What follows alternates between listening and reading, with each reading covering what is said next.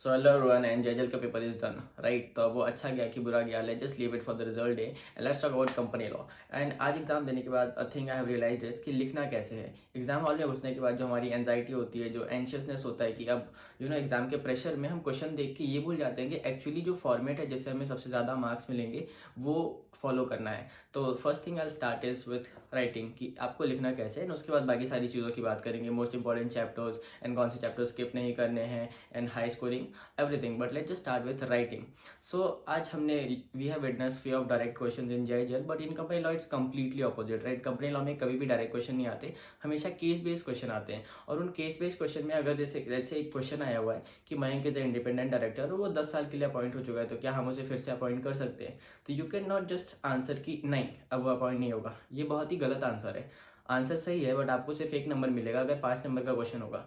Rather than doing this हमें सबसे पहले स्टार्ट करना है कि प्रोविजंस क्या है। पहले सबसे पहले जब the main thing you have to start with is as per the relevant provision of the companies act 2013।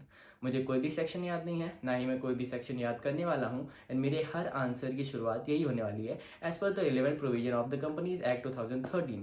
उसके बाद अगर एक डायरेक्टर है जो इंडिपेंडेंट डायरेक्टर है, वो 5 साल के लिए अपॉइंट होता है, फिर 5 साल के लिए रीअपॉइंट होता है, और उसके बाद वो 3 साल के लिए कूलिंग पीरियड में जाता है, ये लिखना है। उसके बाद फैक्ट ऑफ द केस कि मयंक है 10 साल के लिए अपॉइंट हो चुका है, मतलब 2 बार अपॉइंट हो चुका है, तो अब क्या करना चाहिए। उसके बाद कंक्लूजन, सबसे पहले provision, fact of the case, उसके बाद conclusion, right. Provision, fact of the case, उसके बाद कंक्लूजन। आपको डायरेक्टली कंक्लूजन पे जंप नहीं करना है। So this is the very first thing first कि आपको लिखना कैसे है। अगर आपको सेक्शंस याद नहीं है, this is a perfect go to line as per the relevant provision of the Companies Act 2013. This should be your regular go-to line for every answer of company law. ठीक है, अगर एलएलपी है तो LLP act 2008, partnership firm है तो as per the partnership act 1932, ऐसे ही करना है। This should be a go to line for your every answer of company law. ठीक है, I have tried and tested this, and this will definitely work for you. Okay, so first thing is writing, that is done. Now let's just talk about what are the most essential chapters. As per I have predicted कि ये सारे chapters JIGL में आने ही वाले हैं, that worked really well, and I'm really appreciating myself for that कि I guessed it right. So now it's done for the company law. Company law में ऐसे कौन से chapters हैं जो आप बिल्कुल भी afford नहीं कर सकते skip करने का।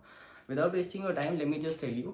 So the most important chapters that you cannot afford to skip is directors, KMP, composition of board and its power, account and audit, share capital and general meeting. ये छह चैप्टर इतने ज़्यादा essential है कि अगर आप ये 6 चैप्टर छोड़ के जा रहे हो ना, आई कैन बेट यू कि आप 40 नंबर, 100 में से 40 नंबर का जो कंटेंट है वो छोड़ के जा रहे हो। एंड आई कैन गारंटी कि अगर आप ये चैप्टर्स नहीं पढ़े हो तो आपसे इनके क्वेश्चंस नहीं बनेंगे, क्योंकि ये कोई इजी चैप्टर्स नहीं है, रैंडम गोइंग चैप्टर्स नहीं है कि आपको थोड़ा सा भी पता है तो आप बढ़ा चढ़ा के लिख दोगे। ये चैप्टर्स हैं जो बहुत ज़्यादा डिफिकल्ट हैं, और सबसे ज़्यादा इन डेप्थ नॉलेज इन्हीं चैप्टर्स की हमें होनी चाहिए, क्योंकि इन डेप्थ क्वेश्चन इन्हीं चैप्टर्स से आते हैं। तो these 6 chapters are very essential, and I really request और मे बी आई इंसिस्ट कि आप प्लीज़ ये वाले चैप्टर्स बिल्कुल भी छोड़ के ना जाओ। अगर इनमें से 1-2 चैप्टर्स है जो आपने अभी तक नहीं किए हैं, तो वन शॉट मैराथन 3 से 4 घंटे के अवेलेबल हैं ईच चैप्टर्स के।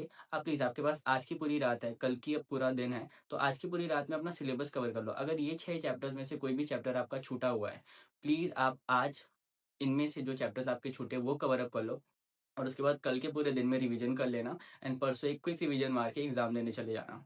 क्योंकि these are the most essential chapter. जैसे कि हमने अभी देखा कि हमारे जेएजएल के एग्जाम में बीएनएसएस से कितना वेटेज था, वैसे ही ये जो 6 चैप्टर्स हैं ये बहुत ही ज़्यादा एसेंशियल हैं हमारे कंपनी लॉ के एग्जाम के लिए। तो प्लीज़ आप इनको स्किप नहीं करो।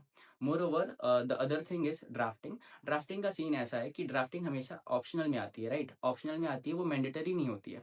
तो आई विल रियली सजेस्ट कि अगर आपकी बहुत अच्छी रिटेंशन पावर है, या फिर अगर आप बहुत अच्छा रिटेंशन पावर इफ आई में से अगर आप बहुत अच्छा रट्टा मार सकते हो, ऑनेस्टली अगर आप बहुत अच्छा रट्टा मार सकते हो, आप वर्ड बाय वर्ड एक किसी पैराग्राफ को याद कर सकते हो इन इंस्टेंट, तो आप ड्राफ्टिंग के लिए जाओ। अगर आपको पता है कि आपकी वो क्षमता नहीं है, आप इतना रिटेन नहीं कर पाओगे, आप रट नहीं पाओगे, तो बेटर है कि leave drafting.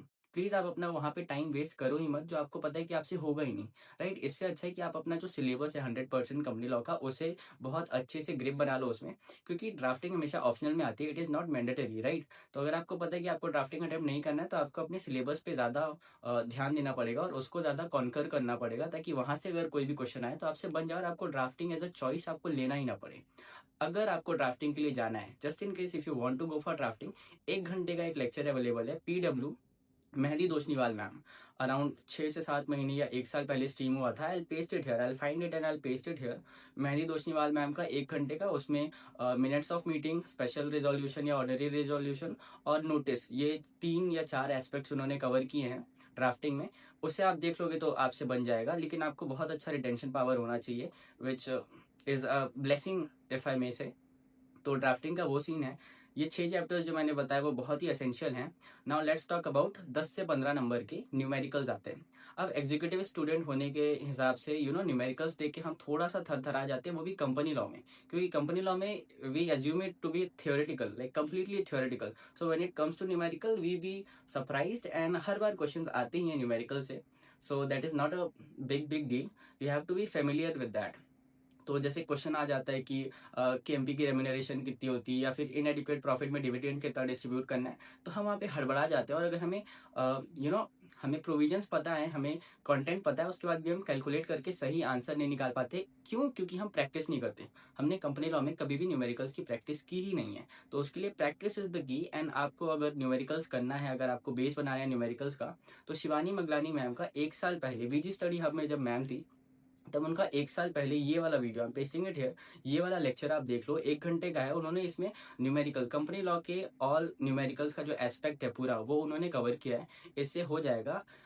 Eight in addition what you can do is कि आप more and more past year question paper solve करो जिसमें न्यूमेरिकल्स हैं, like find out numerical question ना आप सॉल्व करो, क्योंकि न्यूमेरिकल के लिए practice is the key, right. So these are the thing that I wanted from my side to say, कि आप प्लीज़ ये सारी चीज़ें मेक श्योर करो। अगर आपको आपका कंपनी लॉ का एग्जाम आप चाहते हो कि स्मूथ जाए, आप पास हो जाओ, आपका एग्जामेशन आए, या फिर शायद AIR आ जाए। AIR के लिए तो कुछ अलग ही मेहनत, एंड आई एम गेसिंग कि AIR वाला अभी यहाँ पे ये वीडियो तो नहीं देख रहा होगा। So that's another thing. So please company law के एग्जाम में काम रहना। क्वेश्चन बहुत ही ट्रिकी आते हैं, राइट, बहुत ही ट्रिकी आते हैं, एंड वो आपसे जो पूछें आप प्लीज़ उसी का जवाब दो, क्योंकि क्वेश्चन में कंटेंट इतना ज़्यादा होता है कि हम ये फिगर आउट नहीं कर पाते कि क्वेश्चन एक्चुअली हमसे पूछ क्या रहा है। वहाँ पे डायरेक्टर्स भी मेंशन होता है, KMP भी मेंशन होता है, और फिर इशू ऑफ शेयर कैपिटल भी आ जाता है।